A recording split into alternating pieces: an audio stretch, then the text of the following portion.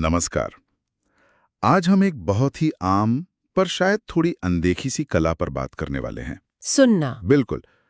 ऐसा लगता है कि आजकल की तेज रफ्तार जिंदगी में हम सब जवाब देने को तैयार रहते हैं, पर समझने के लिए शायद कम। हाँ, और हम सोचते हैं कि हम सुन रहे हैं, पर क्या वाकई सुन रहे होते हैं? अक्सर तो हम बस अपनी बारी का इंतजार कर रहे होते हैं बोलने के लिए। सही कहा। और यहीं पर एक एक छोटी सी आदत अगर हम डाल लें तो बहुत फर्क पड़ सकता है। कौन सी आदत? बस पूरी तरह से मौजूद रहना, उस बातचीत में, उस पल में। मौजूद रहना।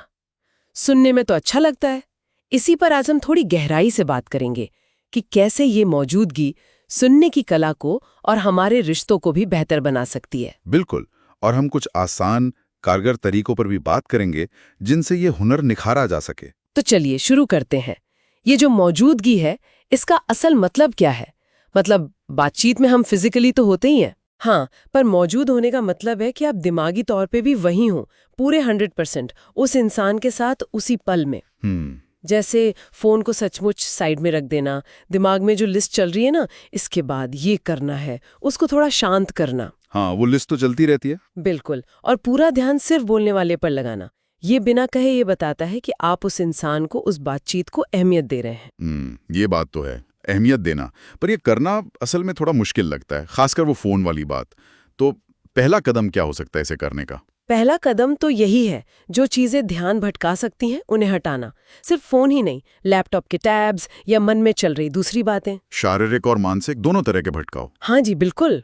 और आंखों से संपर्क बनाए रखना, आई कांटेक्ट।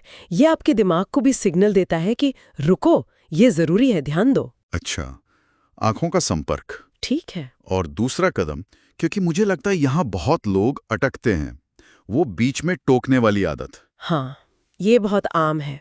या फिर मन ही मन अपना जवाब तैयार करना शुरू कर देना। हाँ, बिल्कुल। कोशिश ये करनी है कि बोलने वाले को अपनी बात पूरी करने दें, चाहे आपको पता भी हो कि वो क्या कहने वाले हैं। उस वक्त अपना जवाब नहीं सोचना है, बल्कि ये सोचना है कि वो क्या कह रहे हैं, क्यों कह रहे हैं, कैसा महसूस कर रहे हैं। उनके नजरिए को समझना। बिल्कुल। एक छोटी सी टेक्निक है, जब वो चुप हो तो जवाब देने से पहले मन में 1, 2, 3 गिने।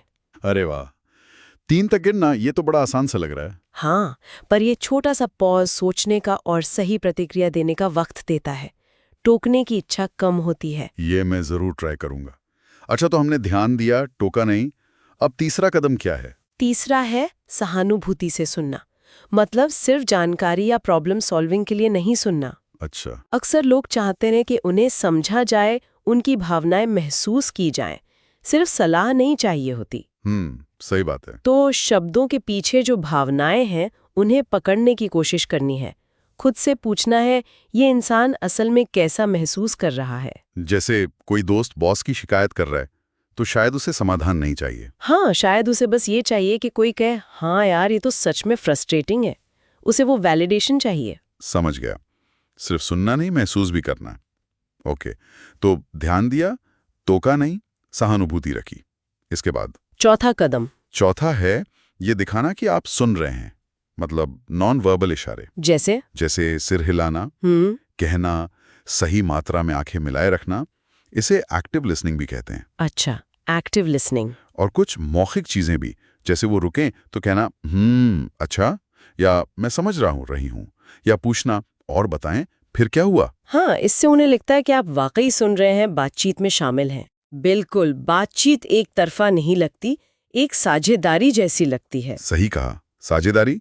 और आखिरी कदम, पांचवा कदम है पैराफ्रेजिंग, यानी जो आपने सुना है उसे अपने शब्दों में दोहराकर कंफर्म करना। अच्छा, मतलब ये पक्का करना कि हमने सही समझा है या नहीं। हाँ जी, आप कह सकते हैं, तो अगर मैं आपको सही समझ रहा हूँ तो आप इसलिए थोड़ा परेशान महसूस कर रहे हैं क्योंकि जो उन्होंने कहा उसका सार, क्या ये सही है? ये थोड़ा मुश्किल नहीं है? कहीं हम गलत ना समझ लें या गलत ना दोहरा दें।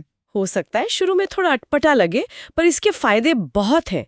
अगर आप गलत समझे हैं तो सामने वाला आपको ठीक कर देगा, गलतफहमी वहीं दूर हो जाएगी। हाँ, ये तो है। और अगर आपने सही समझा है तो बोलने वाले को महसूस होता है कि उसे वाकई सुना गया है, समझा गया है, उसे अहमियत मिली है। और इससे रिश्ता मजबूत होता है। बिल्कुल, भरोसा बढ़ता है।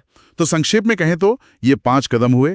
पहला, पूरी तरह से मौजूद रहना। हाँ, दूसरा, टोकने से बचना और जवाब तैयार न करना। सही। तीसरा, सहानुभूति से भावनाओं को समझना। सही। चौथा, सुनने के संकेत देना, वर्बल और नॉन वर्बल। और पांचवा, सुनकर दोहराना यानी पैराफ्रेज करना। एकदम सही। और ये सिर्फ सुनने के तरीके नहीं हैं, ये बेहतर रिश्ते बनाने के तरीके हैं। समझ गहरी होती है, टकराव कम होते हैं। हाँ, ये सचेत प्रयास जरूर मांगता है, पर इसके जो नतीजे हैं वो शायद कमाल के हो सकते हैं। बिल्कुल। ये सिर्फ बातचीत को नहीं, हमारे रिश्तों को बदल सकता है। तो जाते जाते एक सवाल सबके लिए छोड़ जाते हैं। हाँ। सोचिएगा कि आज ऐसी कौन सी एक बातचीत हो सकती है, शायद घर पर या काम पर, जहां आप इस तरह ध्यान से सुनने की कोशिश कर सकते हैं। और क्या फर्क पड़ सकता है उससे? जरूर सोचिए।